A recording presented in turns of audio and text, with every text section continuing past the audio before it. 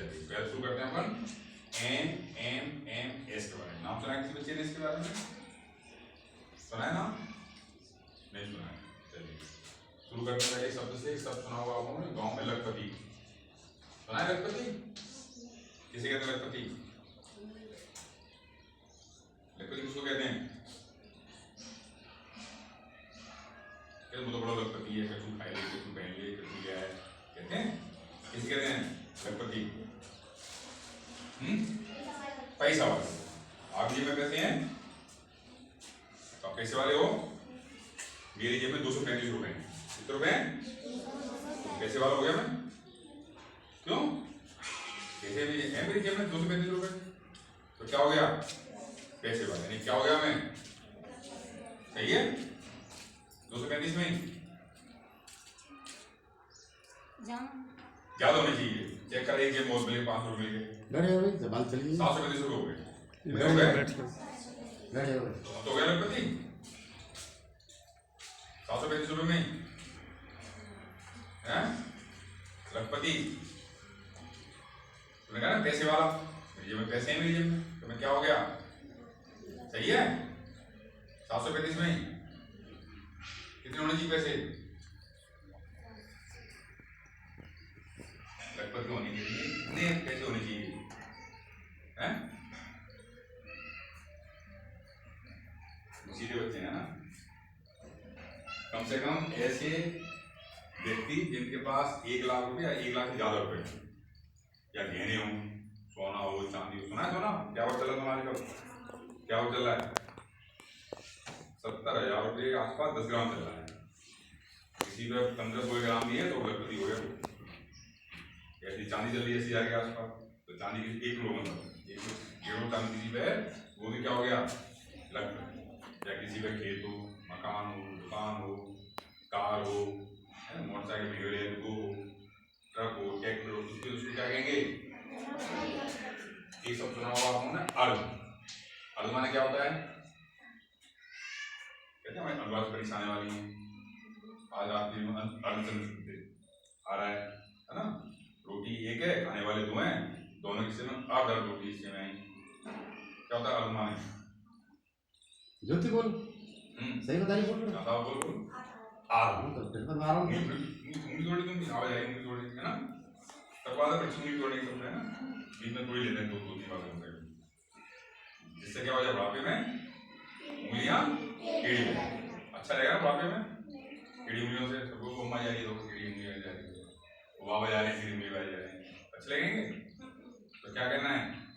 कोई उंगली तोड़े तो उसको मना करनी, उंगली तोड़नी नहीं चाहिए, ठीक है ना। अच्छा लगता है तोड़ते हुए, सब तोड़ना, मैं भी तोड़ूंगी है ना। तो अर्ध माने आधा। तो अब किसको कहें? अर्ध लखपति। किसको कहेंगे अर्ध लखपति? जिसपे कितने रुपए हो? आधा कितना? आधा लखपति किसको कहेंगे? जिसपे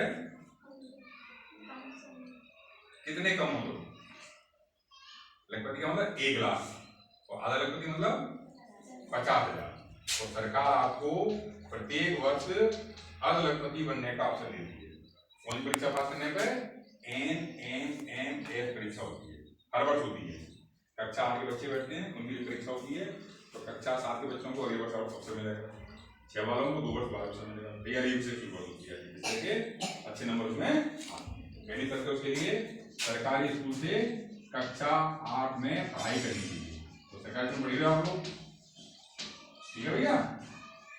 दूसरी शर्त है सरकारी स्कूल से ही कक्षा 7 पास करनी है, कम से कम 55% नंबर से।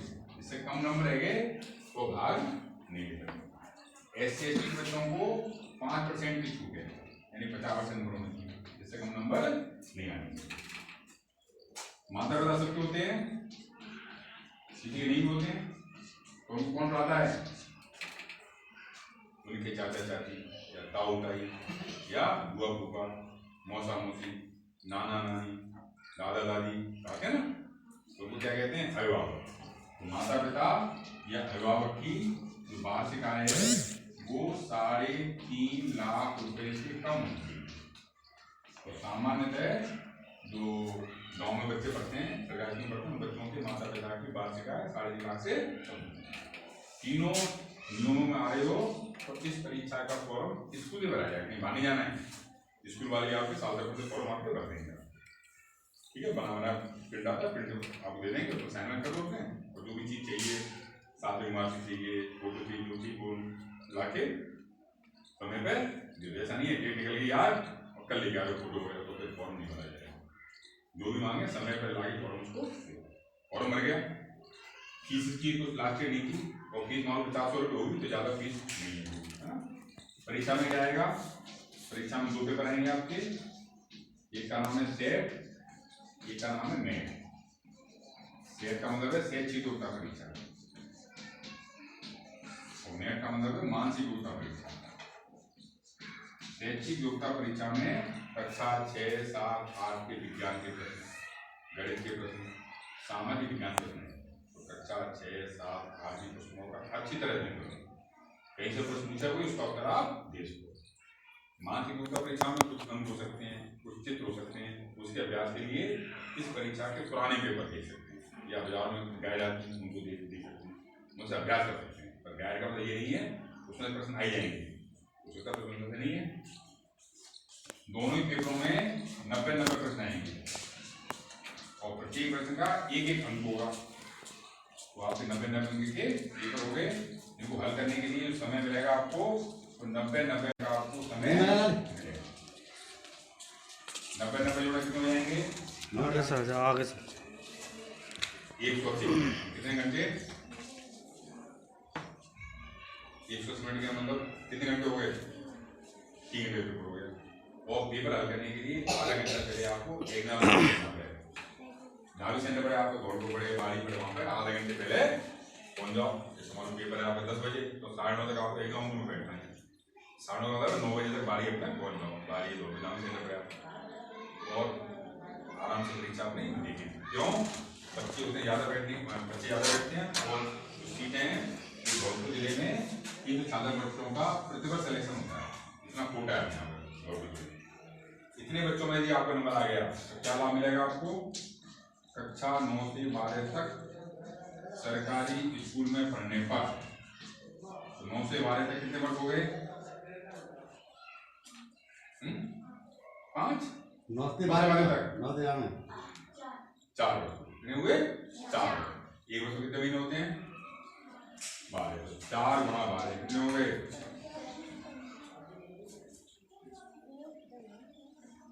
48,000 रुपये महीने के हिसाब से सरकार आपके बैंक खाते में 48,000 रुपये जमा कर देगी 4 बार। 9वीं पास कर लोगे 12,000 मिल जाएंगे, 10वीं पास कर लोगे 12,000 मिल जाएंगे। हर बार पास करते जाओगे अच्छे नंबरों से, फेल नहीं होना है, प्राइवेट स्कूल में एडमिशन नहीं लेना है, तो आपको सरकार हर वर्ष के 12,000 रुपये के हिसाब से आपको पैसे खाते में जमा कर देगी। कितने रुपये मिल गए सरकार की तरफ से, हमें कितने चाहिए थे, कितने कम रह गए, 2 और मिल जाएंगे, तो क्या हो जाएगा 50,000 हो जाएंगे। हम क्या कहलाएंगे, ठीक है ना। और समस्या आ रही 2,000 रुपये कहाँ से हैं,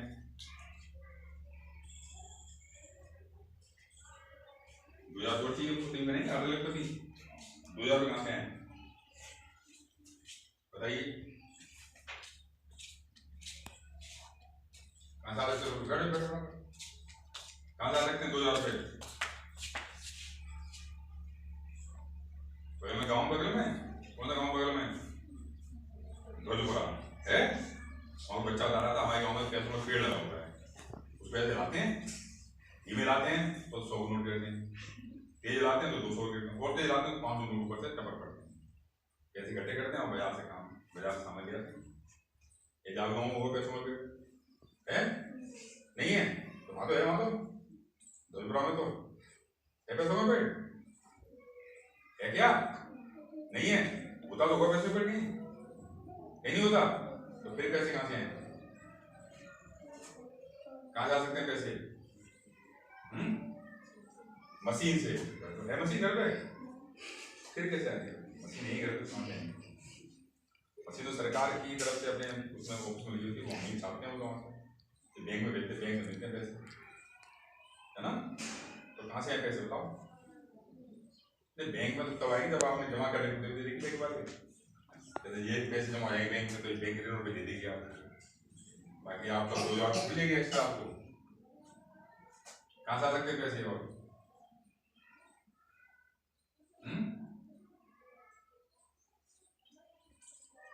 कैसे देखे होंगे पैसे तुमने?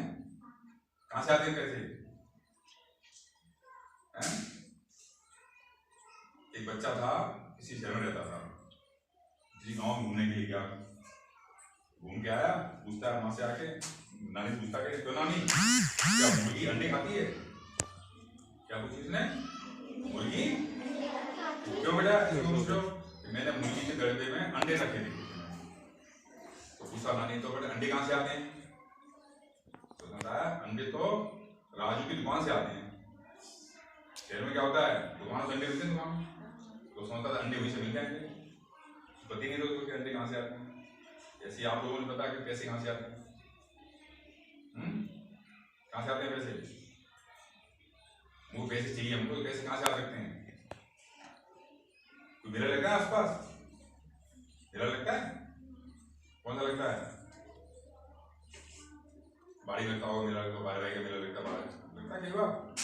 अभी नौवीं में मेले लगे होंगे कई जगह, मेले में जाते हैं तो कई बच्चे देखे होंगे काम करते देखे होंगे आपने, तो उनको काम करते हैं तो बदले में क्या मिलते हैं?